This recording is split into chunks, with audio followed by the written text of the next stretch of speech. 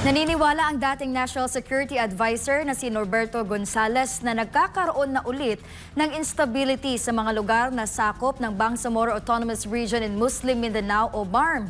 Ito'y habang naniniwala naman ang AFP na pumapanig ang ating mga kababayang Muslim sa pagkamit ng kapayapaan sa kanilang lugar. Si Almar Forzuelo sa detalye ng balita.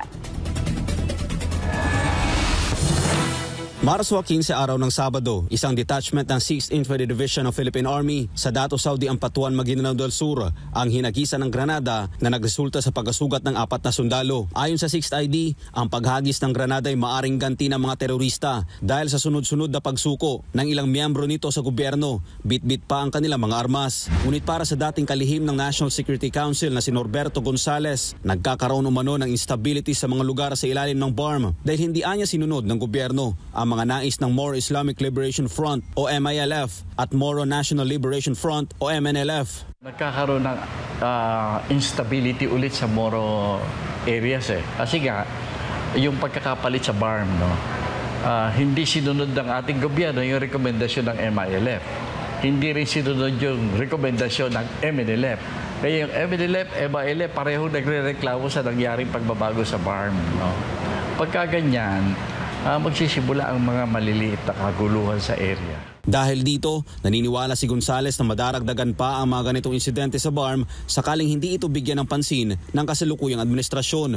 Malamang madagdagan pa kasi talagang nagre-reklamo yung dalawang major rebel forces natin dati sa Mindanao. Hindi natin maintindihan bakit yung konsultasyon na ginawa nila, hindi nila sinunod yung resulta. Nag-appoint sila ng ibang mga tao. Ngunit para naman sa Armed Forces of the Philippines, tuloy-tuloy ang kanilang ginagawang hakbang kaugnay sa peace process at naniniwala sila na pumapanig ang ating mga kababayang Muslim sa pagkamit ng kapayapaan sa kanilang lugar. Tuloy-tuloy naman tayo dyan, ma'am. No? We have never let up.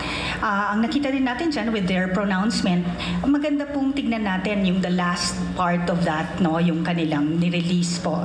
That they're pro the peace process and they are still united towards pushing forward with the peace process. Tungkol naman sa tanong kung mayroon bang paggalaw sa mga local terrorists sa bansa. That will be for operational details, ma'am, that we will not disclose but we will be acting on accordingly if need be. Patuloy pa ang ginagawang operasyon ng mga otoridad tungkol sa naturang insidente para mahuli ang mga responsable sa nasabing krimen.